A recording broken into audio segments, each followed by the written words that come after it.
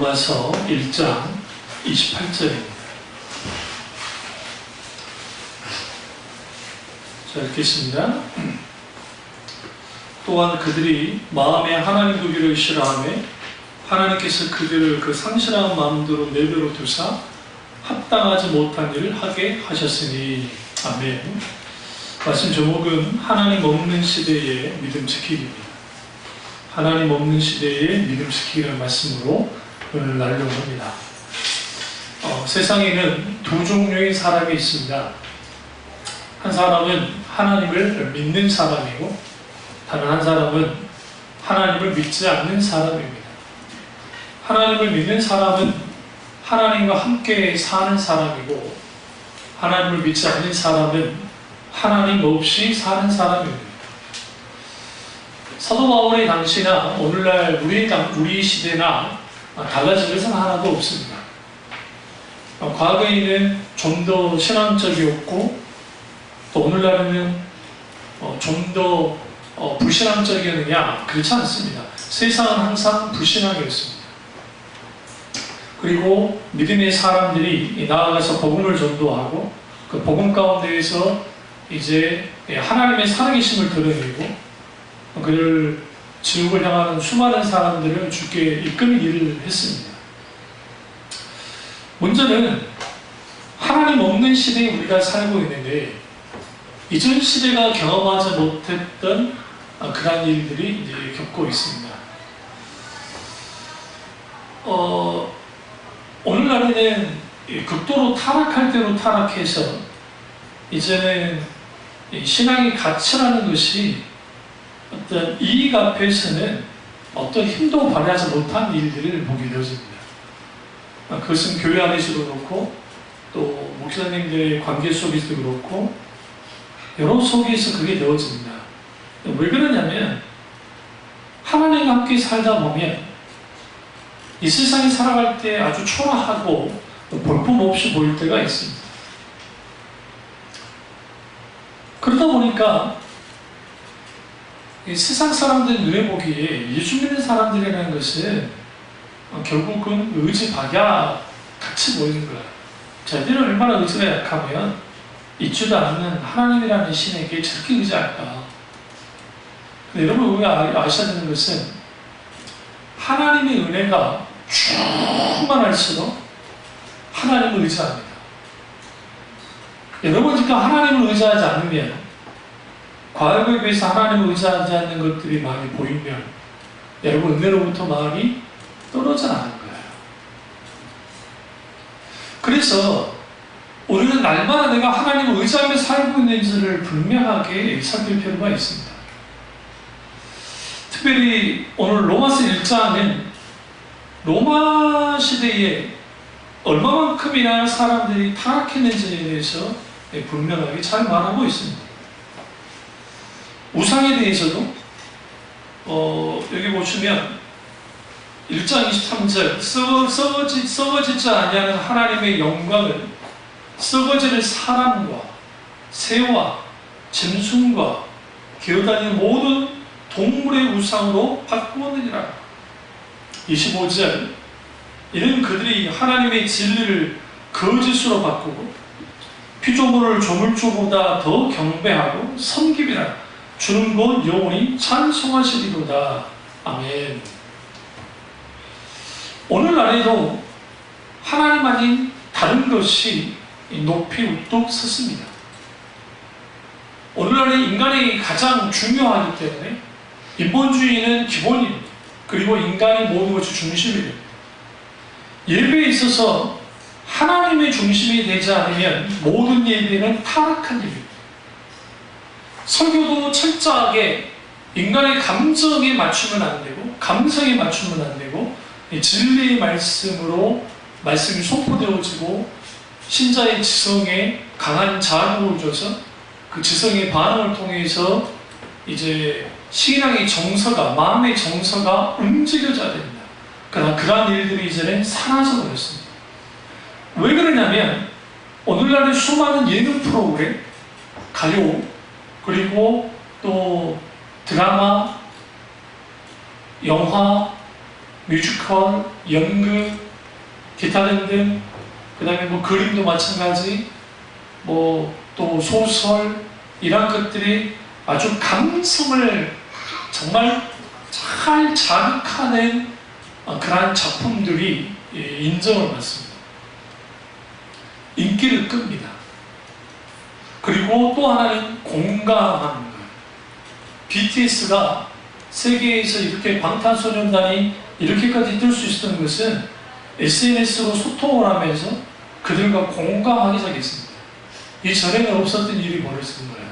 그들이 유명하기 전부터 팬들과 계속 공감을 했고, 또 그들의 어떠한 질문이나 고민이 있으면 때로는 그것에 대해서 답을 해주기도 하고, 그 공감하면서 그들이 굉장히 인기를 끕니다.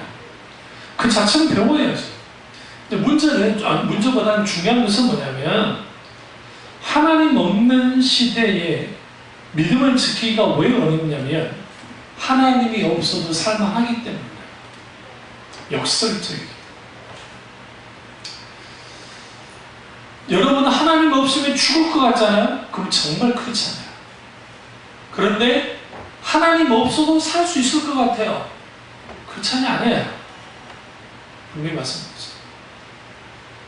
다른 사람은 다 버려도 하나님만은 버리시면 내가 살아갈 수 없습니다. 내가 존재할 수 없습니다. 라는 반응이 성경에서 말하는 신자들의 반응이고 하나님의 사람의 반응인데, 오늘날 너무나 많은 교인들이 하나님 없어도 잘 삽니다. 어떻게 할 수 있느냐? 하루의 삶을 들여다보세요. 제가 늘 말씀드리죠. 하나님 생각 얼마나 하세요? 오늘 뭘 먹을까 생각 많이 하시죠? 저들 같은 경우에는 오늘 무슨 음식을 만들까 생각을 하는데, 하루에 하나님 생각 얼마나 하세요? 여러분, 이런 습관을 좀 가져보면 좋아요. 거울 보시잖아요. 특히 여자분들 화장 고치거나 뭐 할 때, 남자들이야 거울 설 일이 별로 없어요. 그냥 아침에 세수를 한 다음에 거울 보고 머리 빗고 그 정도로 끝나는데, 그때에 하나님 나를 더 사랑해 주십시오. 아니면 속으로 하나님 오늘 하루를 하나님의 은혜 가운데 잘 살아가게 해달라고. 그런 선포가 혹은 하나님을 찾는 것들이 아주 중요해요. 그러니까 우리가 하나님 없는 시대라는 것은 하나님이 없을 수가 없잖아요. 사신 분이니까. 중요한 것은 하나님이 살아계시는데 하나님이 없어요. 누구에게? 이 세상에. 다 하나님 없다고 봐요. 하나님이 없다고 보니까 당연히 하나님에 대한 생각을 하지 않고 살아요. 바쁘게 사는 게 그렇게 좋은 거 아니에요. 우리가 하나님을 생각할 시간조차도 없이 살아간다. 이거 아주 불행한 겁니다. 우리가 어떤 문제를 만나잖아요. 큰 문제를 만나면 그 문제에 다 함몰돼요. 근데 문제나 어떤 역경이 왜 문제가 되냐면 하나님을 안 보이게 하니까 그래요. 우리는 문제만 보여요. 어떤 문제만 보이는데 아픈 사람은 아픈 것만 보여요. 그러니까 아픈 사람들이 조심해야 될 게, 아프신 분들이 하나님 치료해주세요, 하나님 치료해주세요, 치료의 하나님만 찾는 거예요. 바보 짓이에요. 왜 그러냐면 치료의 하나님을 찾아야 되긴 하지만 치료자 하나님을 먼저 찾기 전에 하나님 그분 자체를 찾아보는 거예요. 그리고 왜 주님이 이런 병에 내가 걸렸는지, 또 하나님 어떻게 하길 원하시는지, 잘 치유가 되지 않으면 주님 왜 이런 일들이, 이런 치유가 잘 되지 않는지에 대해서 쭉 물어야 돼요. 이제 감동 가운데 주님이 말씀하실 게 있어요. 때로는 하나님이 침묵하시면 침묵하시는 거예요. 시편 14편 1절이 어리석은 자는 그 마음에 이르기를 하나님이 없다 하는도다. 저희는 부패하고 소행이 가증하여 선을 행하는 자가 없도다. 여기서 어리석은 자는 하나님이 없다 하는 거예요. 그러니까 무신론은 뭐냐면 하나님 없기를 바라는 거예요. 하나님이 없어야 내 마음대로 할 수 있기 때문에. 여기 보시면 29절, 로마서 1장 29절, 그 모든 불의, 추악, 탐욕, 악의가 가득한 죄요. 시기와 살인과 분쟁과 사기, 악독이 가득한 죄, 수군수군한 죄. 계속 쭉 보면 이 죄에 대한 열거가 쭉 나와요. 비방하는 자요, 하나님께서 미워하시는 자요, 능욕하는 자요, 교만한 자요, 잘하는 자, 악을 도모하는 자요, 부모를 거역하는 자요, 우매하는 자요, 배약하는 자요, 무정한 자요, 무자비한 자요. 하나님을 마음에 두기 싫어하면 이런 게 이때 나타나요. 신자라 했죠. 하나님 없는 시대에 하나님이 없다 합니다. 세상에. 그리고 그 하나님이 있다 할지라도 아주 무능하다라고 조롱합니다. 이게 이제 그 헤겔이라든지 또 이마누엘 칸트라든지 이런 사람들이 후에 그렇게가 가지 않죠. 후에 이제 뭐 불토만이나 막 기타 등등 그 자유주의자들이 나와서 하나님 모욕합니다.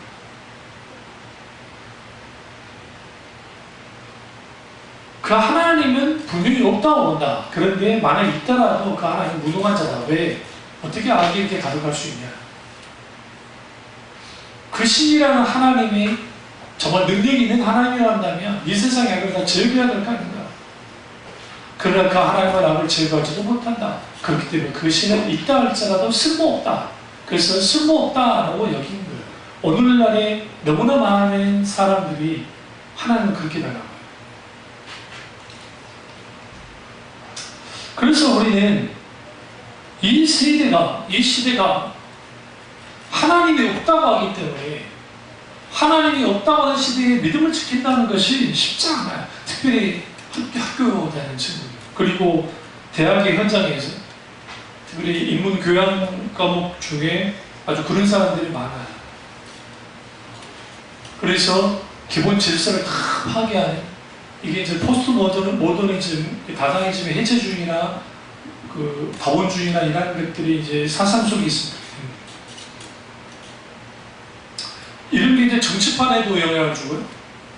그리고 예능이나 뉴스나 그리고 또 뭐라고 해, 드라마나 영화나 소위 뭐는 그 연극이든 뮤지컬이든 어떤 것이든 인간에게 영향을 줄 수 있는 것들이 다 들어가 있어요.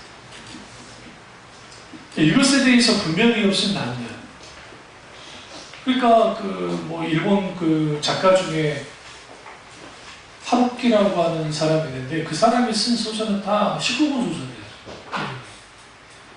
근데 그런 소설이 아주 베스트셀러가 됩니다. 그럴싸하게. 왜냐하면 명성도 있지만 그런 것들이 사람들의 어떤 그 자극을, 그런데 쭉 치우죠. 우리가 책을 읽을 때 편식하면 안 되지만 그럼에도 불구하고 어떤 문제가 있는 책은 일단 좀 둬야 돼요. 내가 소화시킬 수 있을 때까지 일단 읽지 않는 게 좋아요. 그러니까 충분히 내가 읽을 수 있을 때 읽는 거예요. 저도 마찬가지예요. 저도 충분히 개혁주의 신학 서적을 많이 읽고 난 다음에 비로소 뭘 읽기 시작했냐면 그 자유주의 책을 읽기 시작했던 거예요. 신학 서적을. 그래도 좀 흔들릴 때 있어요. 그럴싸하거든요. 그러면 이제 거기에 중도적 입장에 있는 칼 마르트라든지 기타는 그런 또 글들을 쭉 읽다가 헤르만 바빙크라든지 기타 등등 막 있습니다. 그분들의 글들을 쭉 읽으면서 신학적으로 그렇고 사상적으로는 제가 완전 극자도 가봤으니까 그래서 그 쇼펜하우의 염세 철학에 이제 한때 빠진 적이 있었고, 그러니까 그러면 그 염세 철학에 빠지면요 또 제가 한때는 또 까미의 또 팬이었기 때문에 이방인이라는 소설을 읽고 난 다음에 이게 정말 충격받았어요. 그러니까 그걸 통해서 뭐가 흔들리냐면 기본적인 하나님 감각이 사는 얘기예요. 그런 책을 읽어야 되는 게 그래야 자유주의자들 공격을 할 때 충분히 방어할 수 있어요. 그러니까 한쪽으로 편협한 사람들은 국수주의로 빠져요. 그러니까 한쪽으로 빠져요. 극단적. 오늘날의 세상은 하나님이 전혀 없다라고 가르칩니다.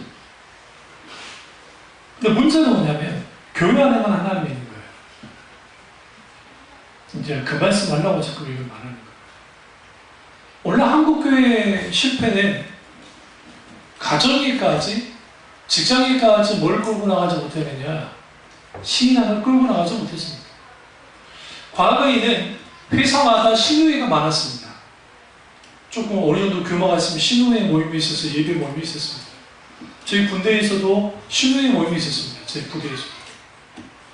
저희 부대는 논산에서 훈련을 받고 이제 후반기 또 교육을 받는 애들이 와요. 여기서도 한 번 더 한 6주간 훈련시키고 그 다음에 보내는 부대에서가 있어요. 화학학교라고. 이제 학교라는 표현 쓰니까 무슨 부대가 아니고 화학부대인데 모든 화생방은 그 스타일. 그래서 주로 학력이 거의 한 70%, 80%가 대학을 다니다 온 애들을 다 오게 해요. 왜냐하면 화학 분야 자체가 그런 일을 하기 때문에 그렇게 하는데, 이제 거기에서 신우회가 결성이 돼서 신우회에서 이제 예배를 드리고. 근데 이제 예배를 드리는데 이제 문제는 뭐냐면 살아서 역사하시는 하나님이 우리 삶에서, 우리 인격에서 나타나야 되잖아요. 그게 나타나지 않아요. 그러니까 예배 모임은 갔는데, 회사에서도 예배 모임은 갔는데 우리끼리는 하나님이 계신 것 같은데 막상 삶의 일터 속에서는 더 하는 거야. 그러니까 예수는 안 믿죠.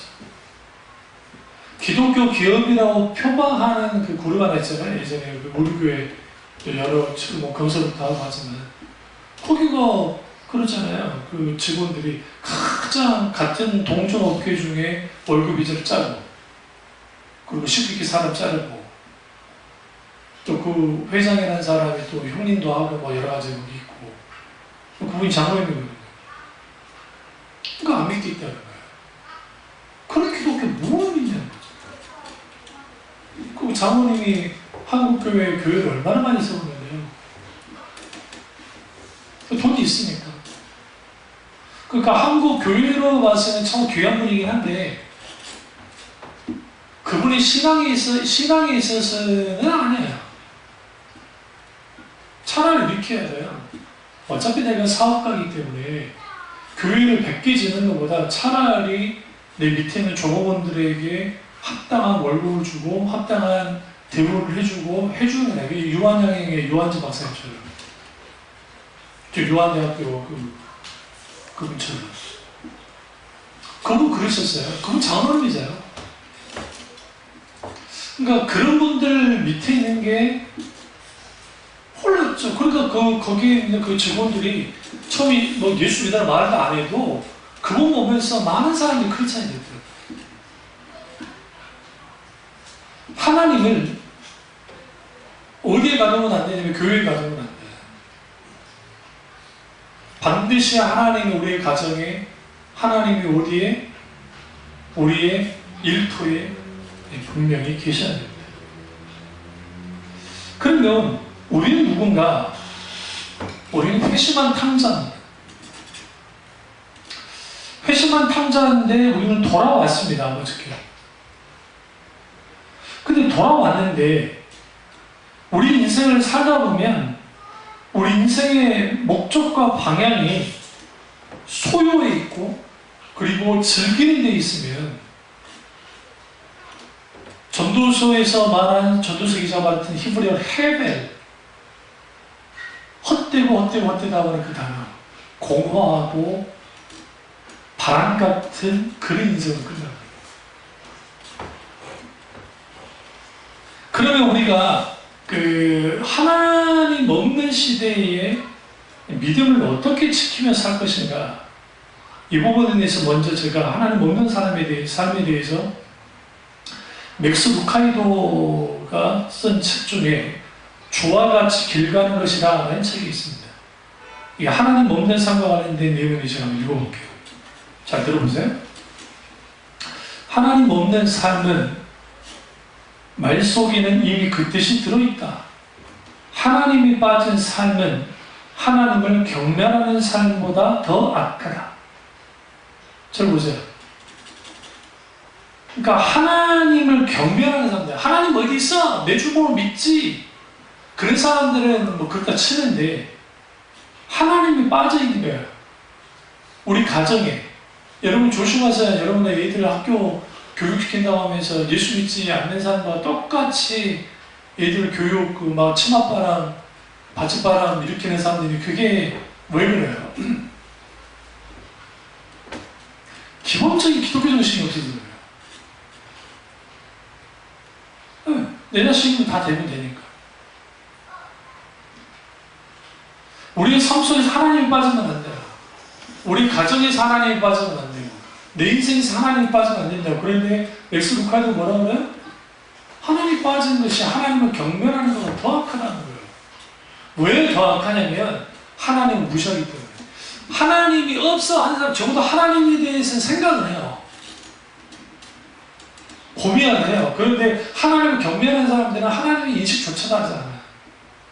생각조차도 하지 않아요. 하나님을 무시하기 때문에. 경멸은 최소한 하나님의 존재를 인정한다. 하나님이 없는 사람은 그 존재마다 부정하는 것입니다. 하나님 없는 삶이 그렇게 무서운 겁니다. 그래서 사탄이 가장 원하는 게 뭐냐면 어떤 사람에게는 사업이 잘 되고 잘 나가게 만드는 겁니다. 그래서 주일 성수조차 못하게 만들어요. 그게 복일까요? 아니에요. 하나님을 찾을 시간조차도 없다. 그 조주받는 거예요. 정말로. 지금도 유럽을 가보시면 주일날 이제 프랑스나 뭐 독일도 그렇고 요즘에는 주일날 그 뭡니까 가게 문들을 열게 하기도 하는데 그러나 대다수 잘 안 열어요. 주일날. 이게 그 전에는 법으로 기독교 영향가도 법으로 그랬고 요즘에는 조금씩 열기 시작한다고 하는데 그런데도 안 열어요. 왜 안 열냐면 그 사람들이 예수를 믿어서가 아니라 그래도 일주일에 쉬어야 된다 생각합니다.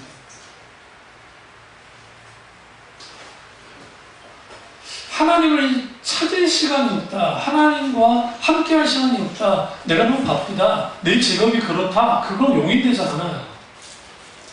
그 직업 관둬야 돼요. 솔직히 말씀드립니다. 주일 성수하지 못하는 직업은 갖지 않아야 돼요. 왜냐면 내 인생 전체에 치명적이에요. 장사하신 분들은 그런 함정이 많이 빠져요. 주일날 문을 열어야 돼야 많이 열어요. 근데 타협하는 사람들은 오전에 교회 갔다 오기 전까지 안 열고 오후에 연다. 주일 성수할 때 주일날 빨리 예배드리고 놀러 간다. 오전에 빨리 예배드리고 놀러 가자. 그건 주일 성수 안 해요. 사실. 놀러 다니고. 그런 일들이 가능한 이유는 뭐냐면 하나님이 인식하지 않아요. 그러니까 하나님이 어떻게 생각하실까 생각하지 않아서 그래요. 여기 보시면 경멸은 사람들을 불교한 행동으로 이끈다. 무시는 사람들 하여금 마치 하나님의 상관조차 없는 존재인 것처럼 하나님의 인생 여정에 전혀 고려할 요인이 못된 것처럼 행동하게 만든다. 그러니까 하나님에 대해 쉽게 말하는 거예요. 그리고 하나님 생각조차도 하지 않아요. 여기서 중요한 거는 이거예요. 요즘에 그 시대의 트렌드가 인조예요. 즐기는 거예요. 그러니까 쾌락 사랑하기를 하나님보다 더 사랑하며 하는 그 쾌락이라는 단어가 영어로 인조이라는 데 있어요. 이게 이제 쾌락은 뭐냐면 하나님 없는 기쁨 말이에요. 그러니까 하나님 없이 느끼는 모든 기쁨. 여러분 우리가 좀 운동하다가 좀 기분이 일단 좀 기분이 좋아질 때 있거든요. 그런 거는 나쁘지 않잖아. 그런데 하나님 없는 게. 그러니까 이 쾌락주의자는 우주를 지으신 하나님, 그분을 한 번도 본 일이 없기 때문에 더 이상 어떤 목표도 없고 즐기는 것만 생각한다는 거예요. 연예인 중에 지금 그런 친구 하나 있는데 인생 즐기며 살아야 된다. 인조하며 살자. 그 인조하며 산다는 것이 그 친구도 좋게 뭐 소위 뭐 다른 걸로 하긴 하는데 그러나 하나님 없기 때문에 공허해요. 하나님 없이 즐기는 모든 것은 공허합니다.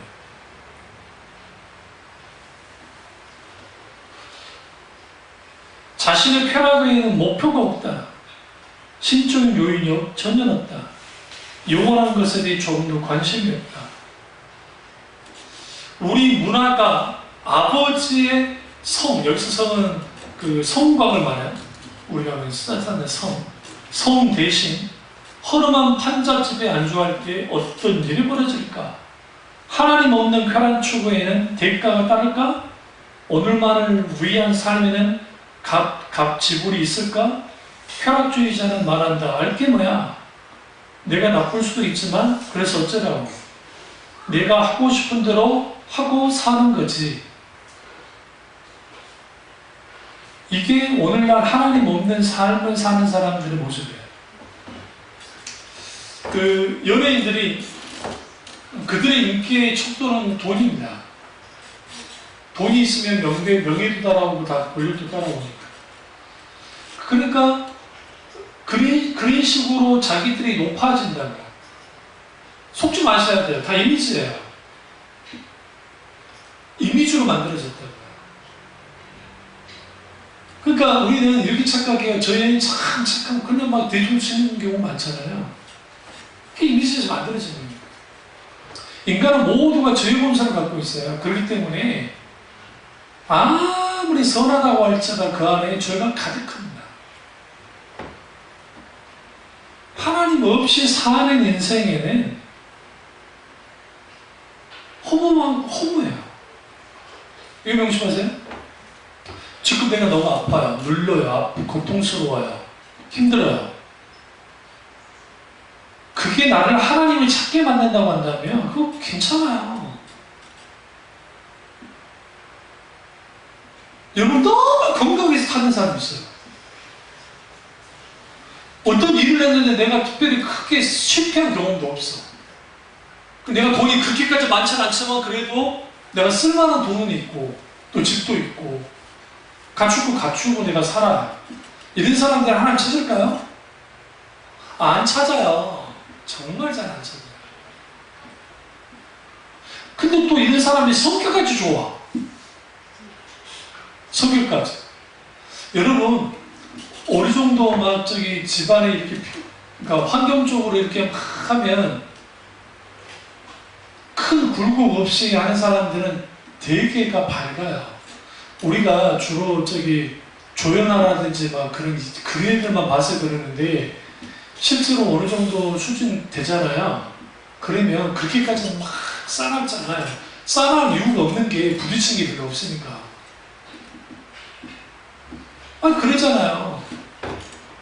시장 가서 누구랑 싸우겠어요? 시장은 안 가는데. 남이 다 해주는데. 그리고 사람들이 다 알아서 기워주는데 거기에 내가 뭐 하겠냐. 그런 인생을 살다 보면 어떤 일이 만나잖아요. 그게 무너져요. 그래서 지금 우리가 힘들고 어려운 상황이 있을 때 그때가 뭐냐?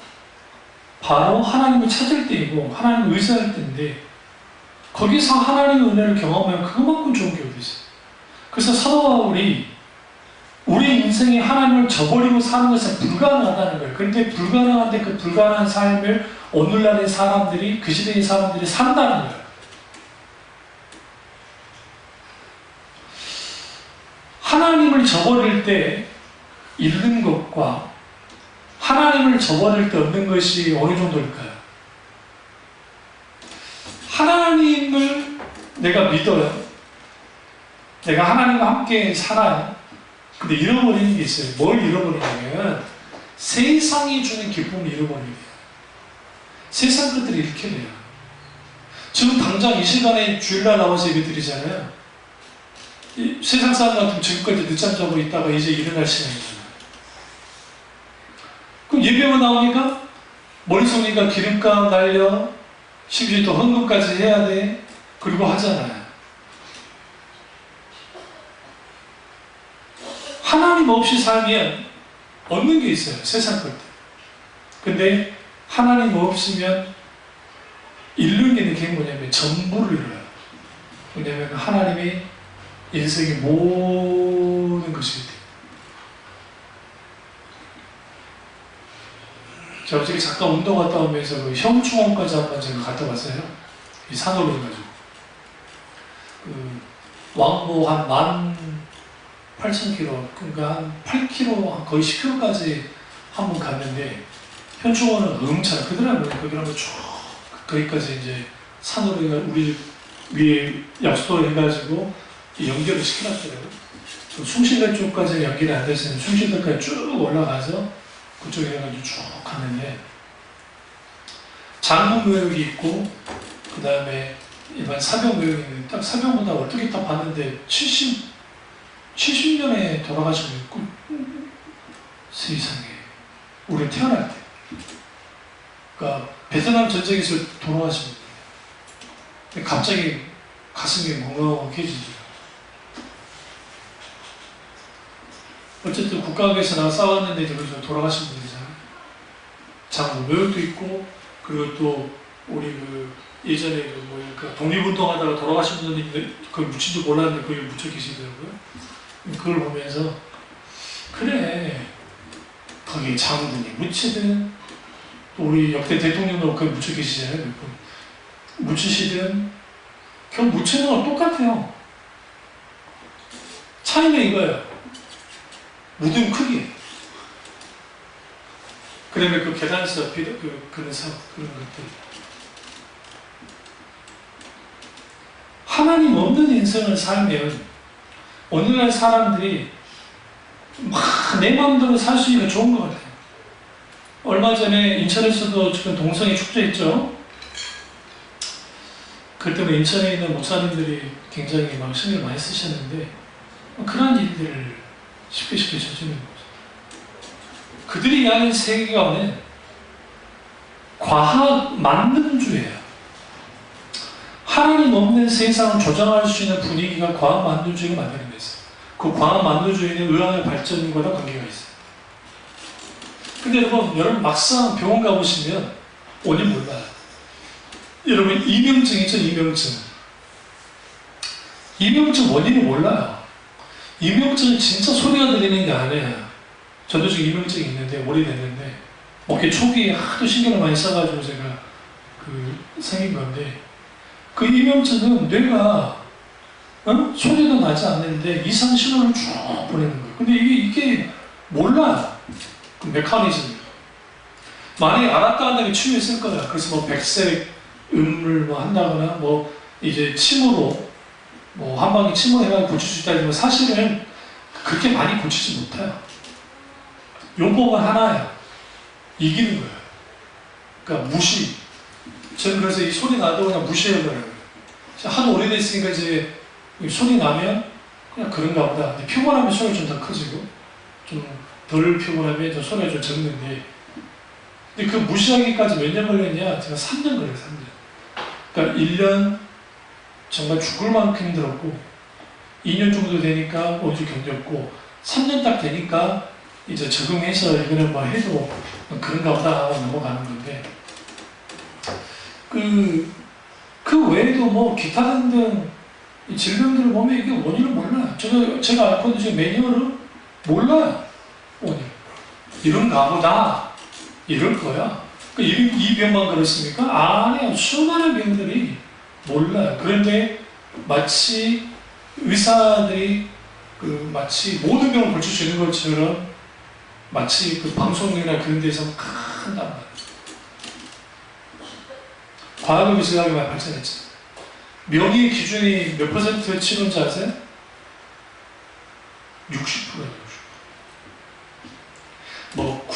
뭐 80% 같죠? 아니에요. 60% 정도. 그게 명이에요. 의학의 한계가 있어요. 그러나 사람들이 뭘 심어줬냐면 의학은 아주 발달했기 때문에 모든 걸 할 수 있다는 환타지는 사람들이 심어줬어요. 많은 사람들. 또 하나는 과학만능주의. 과학으로 모든 걸 할 수 있다고. 그래서 과학을 심어갑니다. 목사님이 100번 말하겠자 과학적으로 이렇게 하면 그 진리예요. 물론 과학을 무시하면 안 됩니다. 과학에 정말 엄청난 힘을 발휘했지만 이 과학이 하나님 자리에 앉아버려요. 또 하나는 과학 외에 그 물질주의, 소위 말해 그게 하나님 자리에 앉아버렸고, 이 자본주의든 공산주의든 모든 간에 이 모든 것들은 다 인간이 만드는 겁니다. 거기에서 뭘 빼버리냐면 하나님을 빼버려요. 공산주의의 치명적인 실패는 하나님을 제거했기 때문에 유물론에 빠진 거죠. 그러니까 마르크스가 처음 자본론을 쓸 때에는 그렇게까지 과격하지 않았어요. 책 자체가. 물론 문제가 많긴 하지만 굉장히 많긴 했지만. 그러나 레닌이 수정 자본주의를 하면서 완벽하게 하나님을 제거시켜버려요. 그러니까 완벽하게 하나님을 제거시켰기 때문에 필연적으로 악으로 갈 수밖에 없어서 무너졌죠. 그러면 물어봅시다. 자본주의는 그러면 하나님이 만든 겁니까? 아니에요. 자본주의는 영국에서 발생됐는데, 여러분 이제 경제학을 배우면 아시는데, 영국에 발생됐는데, 기본적으로 인간의 기본적인 그 욕구와 다 맞아떨어져요. 거기에 종교를 거부하진 않지만 그렇다고 종교를 환영하진 않아요. 그러니까 하나님 반대적인 것들이 굉장히 많아요. 하나님 반대적인 것들. 그러니까 하나님의 기준에서 반대적인 것들. 그 대표적인 게 고리대금업입니다. 고리대금업. 이 고리대금업을 가장 많이 하는 인간들이 누구예요? 유대인들이에요. 성경이 고리대금업이면 잡아다가 죽여라 그랬다는 거예요. 동족을 피를 빨 뿐만 아니라 그들을 노예로 팔아먹고 하니까 하나님이 절대적으로 그러니까 아모스가 그렇게 했어도 그 고리대금업을 했다고요. 유대인들이 디아스포라 흩어지고 난 다음에 지금의 금융 챙기기 전에 고리대금업 해가지고 돈을 벌었죠. 그러니까 여러분 유럽 사람들이 왜 유대인들을 그렇게 미워하게 되냐면 유럽 사람만 탓하면 안 돼요. 왜 그러냐면 유럽 사람들만 탓할 수 없는 게 그들이 자본을 가지고 장난질을 많이 했다고요. 솔직히. 지금의 그 미국에 있는 다 까먹어버린 거죠. 큰 그 금융사들 있죠. 뭐 골드만 넬삭스인가? 뭐 골드만 그 있죠. 그런데 그게 다 유대계 그게 그 사람들이 돈을 해요. 피렌체의 그 루피치 메뉴가 참 요즘 생각이 안 나. 거기도 마찬가지예요. 거기도 처음 고리대금업 해가지고 말의 불명업이 고리대금업 했다가 후에 이제 거기에 그 여러 가지 그 양모하다가 양모 말고 그 옷 있죠? 패션 막 하면서 이제 발전된 거지. 거기도. 화려하게 보이는 것들 중에 그렇게 정말 더러운 것들이 많아요. 왜 종교화를 그렇게 만드느냐면 그 사람들이 지옥 갈까봐. 그래서 미켈란젤로, 레오나르도 다빈치, 라파엘로 그 사람들이 했던 이유가 뭐냐면 자기들이 천국 가고 싶거든. 근데 자기들이 그 벌었던 돈이라는 게 그 밑에 있는 사람들을 막 착취를 하는, 그게 자본주의 논리 속에서 자본을 가지고 착취했다고요, 엄청나게.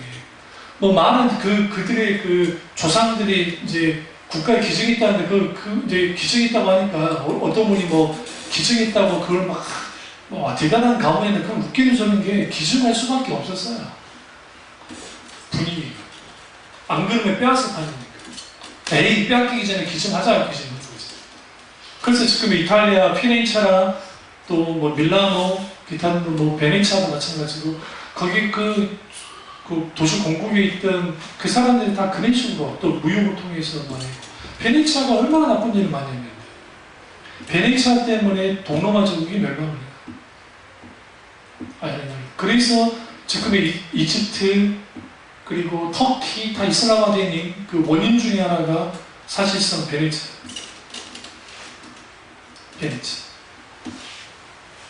거의 6화는 베네치아잖아요. 그 역사를 배우는 것이죠. 그럼 자칫 그들이 하나님 믿는다고 하는 사람들이잖아요. 카톨릭은 다 알겠지만 어차피. 그러니까 하나님 뛰어넘는 것은 아무것도 없어요.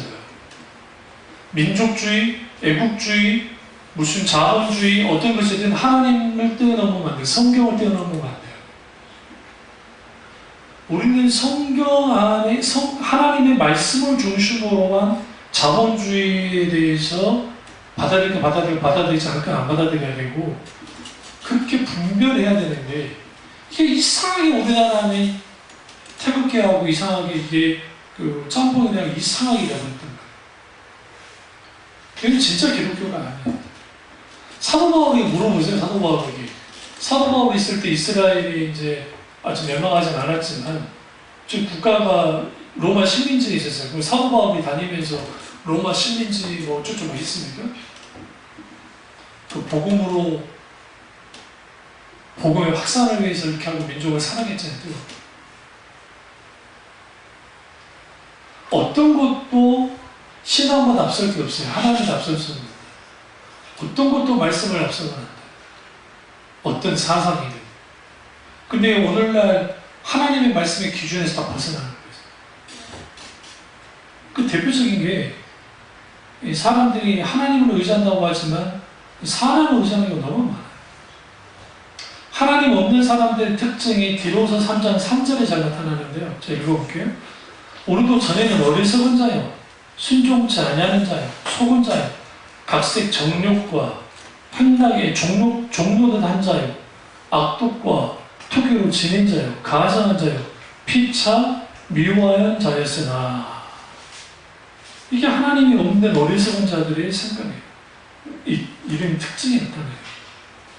그러니까 그 우주를 이해할 때, 이 세상을 이해할 때 어떻게 이해해야 돼요? 하나님의 눈으로 하나님의 관점으로 봐야 되는데 그걸 보지 못하는 거죠. 그래서 하나님 없는 사람들은 바보예요. 바보 같은 삶을 살아요. 또 하나님이 없다고 믿는 사람들은 크리스찬들을 향해서 바보라 그래요. 없는 하나님에게 왜 저럴까?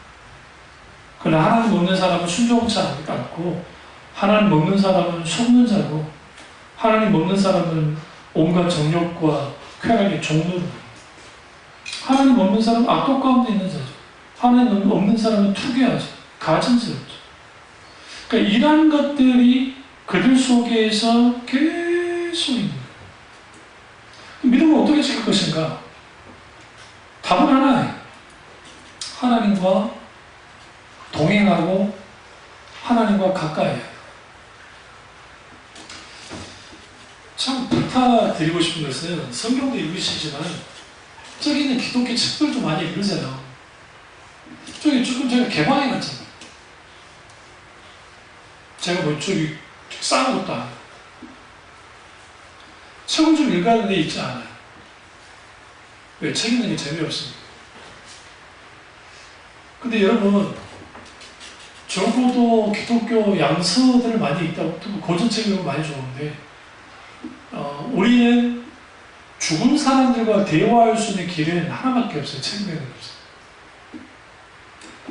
주로 고전책들은 나이가 있는 분들이니까 아우구스티누스는 죽음 1600년 전에 분이에요.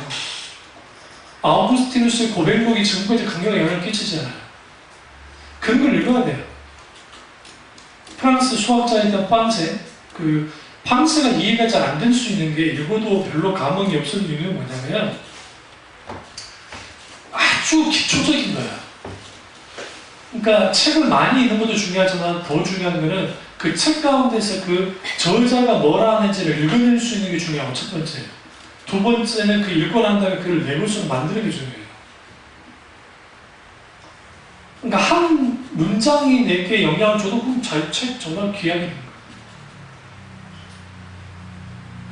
근데 요즘 기독교 너무 책 안 읽어요. 제가 그 기독교 서점 가보면 세상에 옛날에는 그 생명의 말씀사는 요단 출판사에 가면 기본적으로 사람들이 뭐 그 안에 7, 8명이 있는데 나밖에 없지. 그렇다고 내가 뭐 책을 사러 간 것도 아니고 나는 거기에 우리 교회 밑에 뭐 줄 수 있는 그런 거 이제 가져가고 요즘 또 신간이 뭐가 나왔는가 보려고 하는 건데 본인은 너무 부담스러워서 못 들어가겠어. 거기다 아무도 없으니까 조용히 찬양만 나와.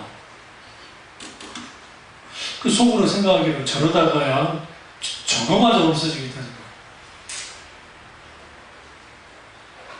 일단 신학생들이 책을 안 사고 그리고 목사님들이 책을 안 사고 예전에 목사님들이 책을 참 많이 사셨어요. 근데 요즘은 목회가 어렵잖아요. 책 살 돈이 없는 거라. 저부터서 주로 책을 언제 사느냐, 여러분이 이제 뭐 할 때 그때 이제 비로소 책을 사는데 근데 오해하지 마세요. 요즘 책 살 책이 없어요. 일단. 그러니까 요즘 나오는 책들이 과거에 비해서 질이 떨어져 있어요. 그래서 옛날 책을 제가 구해요. 일본어라도. 그때 돈이 있게 되면. 왜 구하냐면 그때는 책이 참 읽기 안 좋게 만들어졌어요. 막 너무 많이 해가지고. 근데 그런 책이 지금은 나오지 못해요. 이게 안 팔리니까. 그러니까 그런 책을 사면 그런 책이 굉장히 좋아요. 읽기는 좀 불편해요. 기독교 세계관으로 무장되지 않으면 믿음을 지킬 수가 없습니다. 그러니까 하나님 없는 시대에 믿음을 지키려면 첫 번째는 하나님과 동행해야 되죠. 동행하고 가까이 해야 되고 두 번째는 기독교 세계관으로 무장해야 돼요. 기독교 세계관은 하나님의 말씀을 통해 주어지고 저는 여러 책들 특별히 여러분 C.S. 루이스를 사랑하십시오. C.S. 루이스의 순전한 기독교라는 책이 여기 있는데 그 순전한 기독교가 정말 좋아요. 근데 이제 단점이 뭐 번역하신 분이 뭐 잘못된 생각은 않는데 내용이 좀 뭐라고 그래요? 조금 난해해요. 저한테 저는 난해하진 않는데 일반 평신도들이 읽기는 좀 난해. 그 이유는 뭐냐면 쓰는 용어가 달라서 쓰는 용어가 익숙하지 않으면 난해하게 느껴져요. 근데 그런 책을 읽는 방법은 뭐냐면 미친 척하고 계속 읽는 거야. 한 10번을. 단어가 용어가 익숙해지잖아요. 그러면 쉽게 읽게요. 그러니까 여러분 어려운 철학책을 왜 사람들이 못 읽느냐면 철학책 자체가 어려우니까 못 읽을 수도 있지만 또 하나는 이유는 뭐냐면 그 용어가 어려운 거야. 이거 어떻게 뭐 투사가 됐고 뭐 어쩌고 있다고 거기 쓰는 용어들이 있거든요. 그러니까 그 용어를 빨리빨리 계속 있다가 익숙해지면 읽어요. 그러니까 저 같은 사람은 신학을 오랫동안 대학 가자고 하면 오랫동안 신학 공부를 오래 했잖아요. 그러니까 신학 공부를 오래 했기 때문에 솔직히 이 말씀 드리면 그러는데 소설책 읽는 것보다 저 같은 경우에는 그러니까 좀 깊이 있는 책 있죠? 그런 책을 읽을 때가 더 집중해요. 소설책보다. 왜냐면 소설책은 이제 스토리만 생각하면 가면 되잖아요. 그런데 일반인은 신학책이나 철학책 같은 경우에는 이 다방면을 봐요. 사방. 그러니까 풍요롭게 생각할 수 있어요. 사고 폭이 넓어질 수밖에 없어요. 기독교 세계관으로 무장을 해야 되고 그리고 세 번째는 우리가 이 믿음 없는 시대에서 믿음을 지키려면 두 가지가 끼어 있어야 돼요. 제가 늘 강조하습니다. 하나님의 말씀과 기도에 끼어 있어야 돼요. 그런 사람들이 믿음 없는 시대에 뭘요? 살아간다는 게 불가능합니다. 지키면서. 오늘날 한국교회 가장 큰 문제는 말씀이 사라진 거예요. 말씀이 자리가 없어요. 웃기고 울리고 하는 설교, 문제 해결에 대한 설교, 그런 설교가 넘쳐나요. 어떻게 살 것인가, 아니 어떻게 죽을 것인가를 가르쳐야지. 기도는 하나님과 친밀한 교제를 나누도록 하잖아요. 그 기도 가운데에서 충만히 내가 담겨져요. 그러니까 하루하루 살아갈 때 세상의 먼지를 계속 떨어야 돼요. 기도하면서. 우리가 그래서 여러분 늘 강조합니다. TV든 뭐 뉴스든 어쩌든 건전한 비판 의식을 가지고 보셔야 돼요. 일본이라는 나라가 왜 저게 괴물이 됐냐면, 일본이라는 나라는, 우리나라는 그래도 민초들이 저항하는 그 문화가 수백 년, 수천 년을 이어왔어요. 네? 일본은 영주들 있죠, 영주. 밑대가리들이 항복을 하면 밑에 애들이 못 일어나요. 그러니까 우리도 똑같이 핍박을 받고 기독교가 핍박을 받았는 대로 부흥을 했잖아요. 일본도 똑같이 핍박을, 거기 수만 명이 죽었어요. 기르기스탄들이 5만 명 이상이 죽었어요. 혹자에 하면 50만 명이 죽었다는 말도 있어요. 순교를, 임진왜란 이후에. 근데 일본 기독교가 죽어버린 이유는 뭐냐면, 핍박이 강했기 때문이 아니라, 강하기는 우리도 똑같이 강했어요. 대원군이나 순조 때 정수강과 어떻게 만든 대비가 뭐합니까? 아주 기독교를, 그때 카톨릭이지만 천주교를 아주 완전 박살. 우리도 카톨릭 순교가 엄청나게 했어요. 수만 명이 죽고, 후에 대공군이 또 해가지고 죽고. 그런데도 카톨릭이 우리나라에 거의 한 300만 명 돼요. 카톨릭 신자 수가. 그리고 우리 기독교는 뭐 이제 더 많고. 그러나 지금 일본에는 숫자가 안 되는 이유가 뭐냐면, 우리보다 복음이 더 빨리 들어왔는데, 거기는 기본적으로 뭐가 없느냐, 윗대가리 딱 치고 탁탁 쳐버리면 그게 수능인 거예요. 그러니까 아베 같은 놈한테도 수능하는 거예요, 대다수가. 아니면은 소수가 있고. 지금 우리나라에 아베 같은 놈이 나와서 무슨 일이 벌어져요? 촉을 들어요. 그 아베 같은 분 있으셨죠? 말 안 듣고, 그거? 우리 그걸 내려버리잖아요. 후보드민족이에요, 이민족이. 그리고 또 하나는 기독교가 들어왔기 때문에요. 복음이 들어왔기 때문에. 그러니까 우리는 철저하게 기도하면서 이 세상에 잡다한 쓰레기들이 우리에게 막 나와요. 달라붙어요. 일들에게도 막 달라붙어요. 그랬을 때 그것을 어떻게 해요? 막아내야 돼요. 막아낼 수 있는 힘은 또 스스로 우리 속에서 이게 정하는 힘은 뭐냐면 기도예요. 하나님께 충분히 하는 거죠. 이러한 이 진리전쟁은 단 한 번도 끝난 적이 없어요. 계속 있어요. 목사인 제가 세상 어떤 방식의 그것에 영향을 받아버리면 저는 목회를 그렇게 끌어갔을 거예요. 제가 아는 어떤 목사님이 있는데 그 목사님은 툭 하면 부동산에 가서 앉아있어요.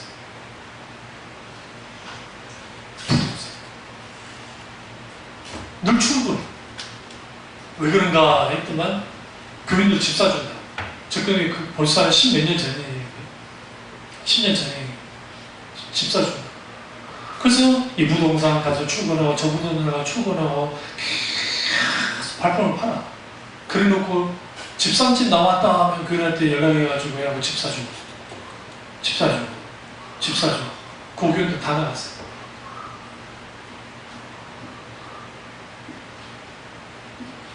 목사가 할 일은 아니잖아요. 네? 목사가 부동산 다니면서 어떻게 돌아가면서. 그러니까 그러한 일들을 왜 하느냐면 머릿속에 뭐가 박혀있냐면 세상적인 생각이에요. 세상적인 가치. 예수님은 저는 한국인입니다. 저는 동양인입니다. 그리고 저는 읽었던 책 가운데 공사책부터 시작해서 여러 책을 읽었고 그리고 서양책도 읽었지만 기본적으로 나는 기독교인이에요. 기독교는 인종 다 초월해야 돼. 복음 안에 살아야 돼. 그리고 그 속에서 우리가 믿음을 지키며 살아야 되는데 하나님은 없다. 그 세상이 말이에요. 근데 우리는 그것에 대해서 뭐 하지 못해요? 적극적으로 대처하지 못하는 경우가 많다는 거예요. 왜 그런 일들이 벌어지느냐? 우리가 그럴 만한 힘이 없어요. 뭘 잃어버렸기 때문에? 복음의 능력을 잃어버렸기 때문에. 그래서 복음의 능력을 회복해야 세상과 싸워 이길 수 있습니다. 세상과 충돌할 수 있습니다. 그리고 충돌함을 통해서 뭘 경험하느냐? 비로소 하나님 없는 세상이 아니라 하나님 있는 세상을 예수 믿는 사람 한 사람 한 사람이 만들어내는 거예요. 그래서 그 사람이 딱 가면 거기 하나님 계시는 거예요. 강한 영향력을 끼치기 때문에. 그런 은혜가 저와 여러분의 길을 주님으로 축원합니다. 기도하겠습니다. 기도하실 때 오늘